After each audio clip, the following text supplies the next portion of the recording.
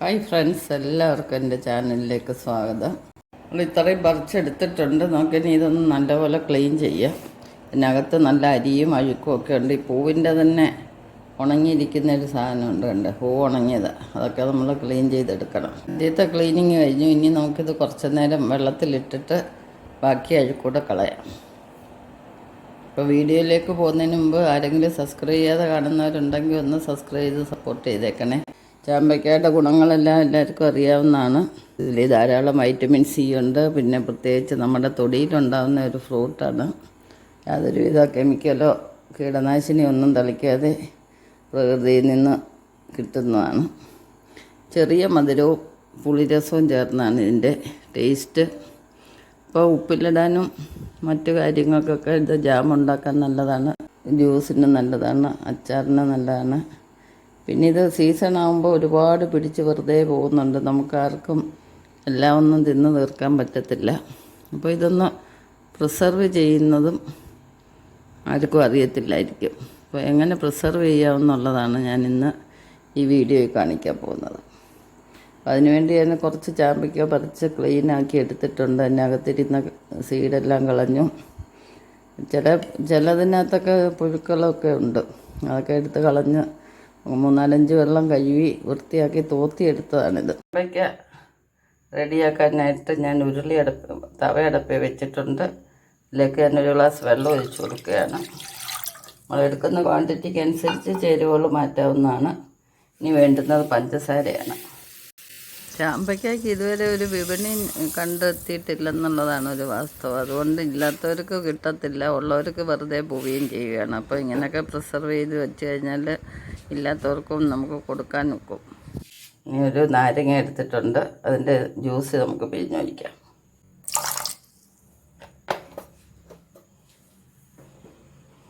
ഇത് നന്നായിട്ടൊന്ന് കുറുക്കിയെടുക്കാം. നമ്മൾ പാവമാക്കുമ്പോൾ ഒരുപാട് വെള്ളം ഒഴിക്കരുത്. കുറുകി വരാൻ ഒരുപാട് താമസം വരും. അതുകൊണ്ട് വെള്ളം കുറച്ചെടുക്കുക. പഞ്ചസാര എടുക്കുന്നതിൻ്റെ അളവിൽ കുറച്ച് വെള്ളം ചേർത്താൽ മതി. ഇത് നന്നായിട്ടൊരു നൂൽ പരുവാകുന്നിടം വരെ ഇളക്കി ഇരിക്കുക. പാവൊക്കെ തിളച്ചുകൊണ്ടിരിക്കുന്നു. നമുക്ക് ഈ സമയത്ത് കുറച്ച് ഏലക്ക ഒരു ഫ്ലേവറിന് വേണ്ടി പൊട്ടിച്ചിട്ട് കൊടുക്കാം. മധുരം ബാലൻസ് ചെയ്യാനായിട്ട് ശകലം ഉപ്പൂടെ ചേർത്ത് കൊടുക്കുകയാണ്. കുട്ടികൾക്കാണ് ചാമ്പയ്ക്കയൊക്കെ ഏറ്റവും കൂടുതൽ ഇഷ്ടം. അപ്പോൾ നമ്മുടെ അടുത്ത് കുട്ടികളില്ലെങ്കിൽ അവർ വരുമ്പോഴത്തേന് കൊടുക്കത്തക്ക രീതിയിൽ ഇതിങ്ങനെ ചെയ്ത് വെച്ചാൽ അവർക്ക് കൊടുക്കാൻ നോക്കും. അതെല്ലാം നമ്മൾ കൊടുത്തു വിടണമെന്നുണ്ടെങ്കിൽ ഇങ്ങനെ ചെയ്ത് കൊടുക്കാമെങ്കിൽ നല്ലതാണ്. കേടാകത്തതേ ഇല്ല. 1 വർഷം വരെ ഇരിക്കും. ഞാൻ കഴിഞ്ഞ വർഷം ഇട്ട ചാമ്പയ്ക്ക എപ്പോഴും ഇരിപ്പുണ്ട്, നല്ല കൃത്യമായിട്ട് ഇരിപ്പുണ്ട്. അത് ഞാൻ കാണിക്കാം നിങ്ങളെ. ഞാനിത് ഫ്രിഡ്ജിനകത്ത് സൂക്ഷിച്ച് വെച്ചിരുന്നതാണ്, കണ്ടില്ലേ. കഴിഞ്ഞ വർഷം എടുത്തതാണ്. ഇപ്പോഴും ഒരു കേടില്ലാതെ ഇരിക്കുന്നു. നല്ലൊരു ടേസ്റ്റാണ്, കണ്ടോ. പേരക്കുട്ടി വരുമ്പോഴൊക്കെ എടുത്ത് കൊടുക്കും. വലിയവർക്കും കഴിക്കരുത്, നല്ല രുചിയാണ്. ഇനി ഇത്രയേ ഉള്ളൂ. ഈ വർഷത്തെ നമുക്ക് ഇട്ട് വെക്കാം. നമ്മുടെ പഞ്ചസാരയൊക്കെ പാവ് പരുവമായി, കണ്ടില്ലേ. ഇങ്ങനെ പൊക്കി നോക്കുമ്പോൾ ഒരു ചെറിയ നൂല് പരുവത്തിൽ ആവണം. ഈ സമയത്ത് നമുക്ക് ചാമ്പയ്ക്ക കുറേശ്ശെ ഇട്ട് കൊടുക്കാം. ഒട്ടും ജലാംശം ഇല്ലാതെ വേണം ഇട്ട് കൊടുക്കാൻ. പഞ്ചസാരയ്ക്ക് പകരം ശർക്കരയും ചേർക്കാവുന്നതാണ്. കഴിഞ്ഞ വർഷം ഞാൻ ശർക്കരയാണ് ചേർത്തത്. അതാണ് അതിനൊരു ബ്രൗൺ കളറ്. ഇതാവുമ്പം ഇതിൻ്റെ കളറിന് നഷ്ടമൊന്നും ഉണ്ടാകത്തില്ല. ഇതേ കളറിൽ തന്നെ ഇരിക്കും. ഈ പഞ്ചസാര ഇഷ്ടമില്ലാത്തവർക്ക് ശർക്കര ഉപയോഗിക്കാം. ഇപ്പോൾ ഈ പാവെല്ലാം ഒന്ന് തണുത്തതിന് ശേഷം നമുക്ക് വെള്ളം നനവില്ലാത്ത കുപ്പിയിൽ എടുത്ത് ഫ്രിഡ്ജിൽ വെച്ചിരുന്ന എത്ര നാൾ വേണമെങ്കിലും ഇരിക്കും.